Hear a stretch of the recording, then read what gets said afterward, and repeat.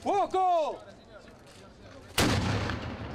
Torre di Carlo V, simbolo storico, culturale, stabilimento dell'Italcementi, simbolo della produzione, del lavoro. I loro destini sabato sera a Porto Empedocle si sono intrecciati, incrociati, sentimenti opposti, prospettive diverse. Da una parte, con il costruendo Museo del Mare si aprono nuovi possibili orizzonti per l'economia locale.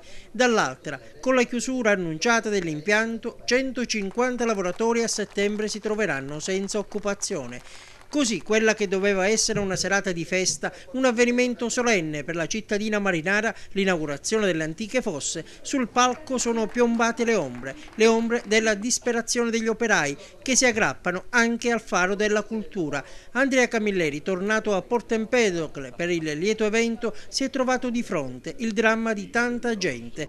È una cattiva notizia, però è una cosa che va in qualche modo, come posso dire, vinta dalla volontà nostra, perché Porto Empedocle deve essere un paese in controtendenza.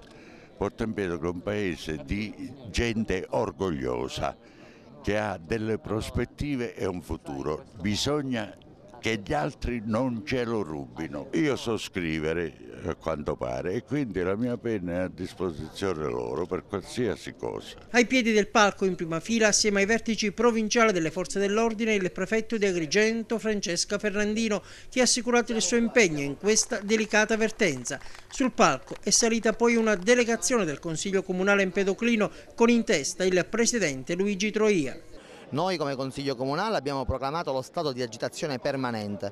Staremo al fianco dei nostri concittadini e dei lavoratori ogni istante senza mai abbandonarli. E chi non riesce più a dormire neanche di notte è il sindaco Firetto, profondamente preso da questa drammatica vicenda sociale. La vinceremo, io credo, in qualche modo troveremo il modo per andare avanti. C'è qualcosa di necessario da indagare, io penso, dal punto di vista economico, produttivo, e questo lo faremo in occasione dei tavoli che saranno svolti, auspice anche il prefetto soprattutto il prefetto di Agrigento, con la Regione e con il Ministero delle Attività Produttive presenti l'azienda. Seppur in tono decisamente minore, la cerimonia presente anche l'assessore regionale ai beni culturali Sebastiano Missineo è andata in scena. Le note musicali della pianista Rita Capodicasa hanno accompagnato l'attore Sebastiano Lo Monaco, che ha letto alcune pagine tratte dal libro La strage dimenticata di Camilleri, che descrive proprio quei luoghi, ora restaurati e aperti al pubblico, che videro la fine di 114 forzati rinchiusi all'interno della Torre Carlo V durante i moti anti-borbonici del gennaio 1848. Dentro questa inaugurazione ci sono tante storie nella storia.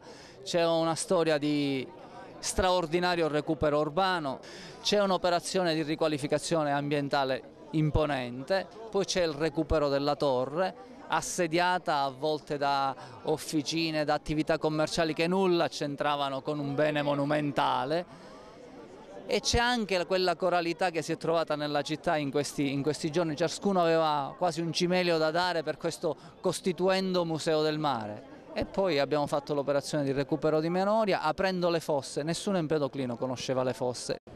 Fuoco!